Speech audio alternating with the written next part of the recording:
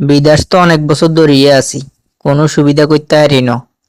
এবার ভিসা কয়ান লইছি, দেশে যাই বিষয় কিন বেশি দালালি করি রাতারাতি বড় লোক হই যামু। আসসালামু আলাইকুম মোতালেব কাকা, ভালো আছেননি?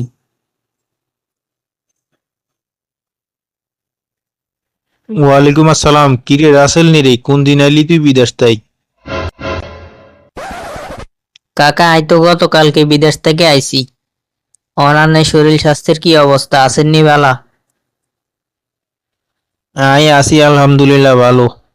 আর হলা ইমরান রে লই একটু চিন্তাতে আছি বুঝছিস নি। হাতে তো মাশাল্লাহ দিলে বড় হয়েছে, কিন্তু হাতেরে কোনো লাইন টেন ধরাইতে পারি না। এই তো সুযোগ। মোতালেব কাকারে কই হেতার হোল আল্লাহ যদি বিষা ধরাই দিতাম হারি, তাহলে তো আর লাভ। কাকা আন্নের হোলারে বিদেশ টিদেশ হাঁটাইবেন নি, এই চিন্তা ভাবনা আসেনি আন্নের? যদি হাঁটান তাইলে আর কাছে বিষয় আছে, আর কাছে ভালো বিষয় আছে, আমি বিদেশ নিয়ে কাজ দিতে পারিগুম। বাতিজা যত কথা কস এই কথা কইস না। আয় দরকার আর হলারে দেশের মধ্যে বদিলে দিঘা বাইম। তার হরো আয় তোতেন বিষয় লই আর হলারে বিদেশ হাঁটাইতান ন। তুই আগে মূর্খে চোর আছিলি, শুয়েরি চোর আছিলি। মানুষের মূর্খে চুরি করি শুয়েরি চুরি করি তুই বিদেশে গেছত। অনাবাদ তুই বিষের ব্যবসা করস, দালালি করস। চিন্তা করি চান আন্নার হলা এসির নিচে বই থাকবো আর মাসে মাসে টিয়া হাইব, মাসে 2 থেকে 3 লাখ টিয়া ইনকাম করতে পারব।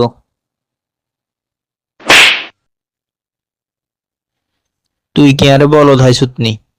তুই যে দালালি করতেছস এটাই ভালোই বুঝতে হইতেছি। তুই নিজে তো বিদেশে 40-50 হাজার টিয়া বেতনের কাম করস। তুই কেনে আর হলারে 2-3 লাখ টিয়া বেতনের কাম দিবি? খাইছে রে, কাকা তো মান সম্মানে আঘাত করছে। আচ্ছা ঠিক আছে কাকা, আন্নার লগে পরে দেখা হইব, আয়ন জায়গা। না, এরকম চালাক লোকের কাছে গেলে হইতো না, সহজ সরল নরম মানুষের কাছে যাইতে হইব, তাইলে আয় দালালি বালা করি করতে এরকম। আসসালামু আলাইকুম জাফর ভাই, কি অবস্থা, আছেননি বালা?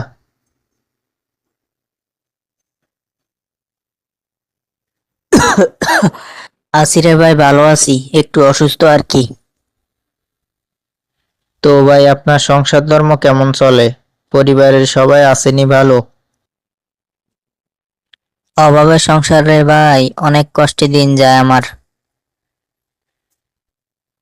ভাই আন্নের ছেলে যোগ্য ছিল রাফি, এতন কি আরে পড়ালেখা করেনি। হোলারে অনেক কষ্টে এসএসসি পাস করাইছি, চিন্তা ভাবনা করছি নিজে না খাই হইলো হোলাকারা হড়াইম, কিন্তু হোলা তো হড়ালে আর মতি গতি এতটা ভালা না। অন চিন্তা ভাবনা করছি হোলারে বিদেশ হাটাই দিম।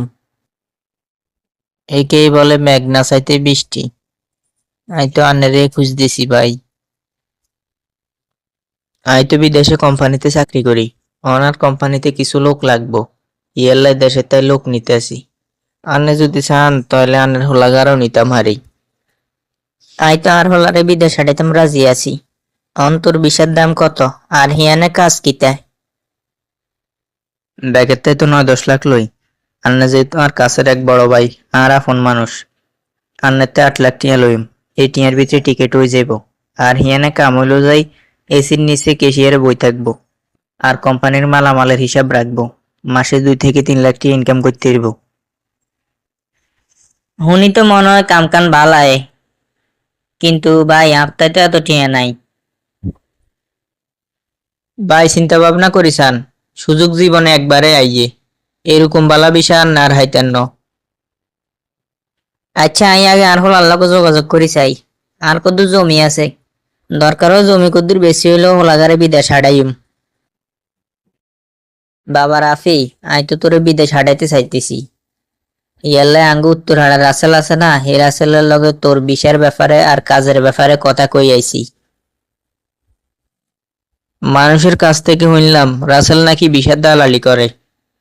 অনার নেই কোন বিষয়ের ব্যাপারে আর কি কাজের ব্যাপারে কথা কইছেন? রাসেল হোলাগা বালাই আছে, আপনাই তো দেই বালাই মনে হইছে। তুই মানুষের তাই ভুল হুঁছত।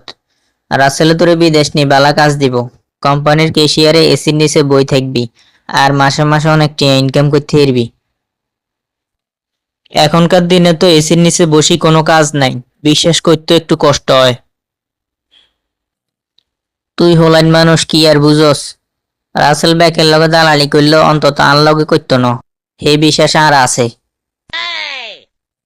আব্বু কথার কাজে যেন মিল থায়, যে কাজের কথা কইছে হাতে হে কাজ যেন বিদেশ যায় আই হাই। ঠিক আছে আব্বু, আন্না আর বিষা সহ সবকিছুর ব্যবস্থা করেন। আসসালামু আলাইকুম, ভালো আছেন নি আব্বু? ওয়ালাইকুম আসসালাম। আগে তোর কথা ক। আয় আলহামদুলিল্লাহ বালাই আছি। আই যে বালা নাই এই কথা কইলে আব্বু টেনশন করব। আই কেমন আছি একমাত্র আমার আল্লাহই জানে। আব্বু আলহামদুলিল্লাহ আমিও ভালো আছি। বাড়ির সবার কি অবস্থা? বাড়ির সবাই ভালোই আছে, তুই চিন্তা করিস না। ঠিক মতো খাবার দাবার খাইস আর শরীরের যত্ন নিস। আচ্ছা ঠিক আছে আব্বু, আন্নাও শরীরের যত্ন নিয়েন, ওষুধ টষুধ ঠিক মতো খাইয়েন। তোর কাজের কি খবর বাবা, কাজ টাজ পাইছস নি? আরে যে কাজের কথা কইছে সেই কাজ তো দেয় না। এরপর আরে কইছে নিজের কাজ নিজে টোকাই লইতো। আয় আজকে 1.5 মাস ধরে মরুভূমিতে আছি, অনেক কষ্টে জীবন পার করতেছি। এই কথা যদি আর ফ্যামিলি শুনে তাহলে তো তারা অনেক চিন্তা করব। আব্বুরে বরং আই মিথ্যা কথা কই, এখন এটা ছাড়া কোনো উপায় নাই। আব্বু আন্নে কোনো চিন্তা করিয়েন না, আয় কাজ হাইছি এবং কাজ করতেছিও। আয় সব দিক দিয়ে মোটামুটি ভালো আছি, আন্নে কোনো চিন্তা করিয়েন না। বর্তমানে আমার মতো অনেক ভুক্তভোগী প্রবাসী আছে যারা দালালের প্রতারণার শিকার হয়েছে। বিদেশে আসার আগে সবাই অবশ্যই ভেবেচিন্তে বিদেশে আসবেন এবং সবকিছু খোঁজ খবর নিয়ে বিদেশে আসবেন, যাতে পরে প্রতারণার শিকার না হন। তা না হলে পরবর্তীতে আপনি এমনভাবে প্রতারণার শিকার হতে পারেন যে আপনার ফ্যামিলির সাথেও আপনার কষ্টের কথা শেয়ার করতে পারবেন না। ভিডিওটি ভালো লাগলে অবশ্যই লাইক এবং কমেন্ট করে দিবেন এবং সাথে শেয়ার করে দিবেন যাতে মানুষ সতর্ক হতে পারে।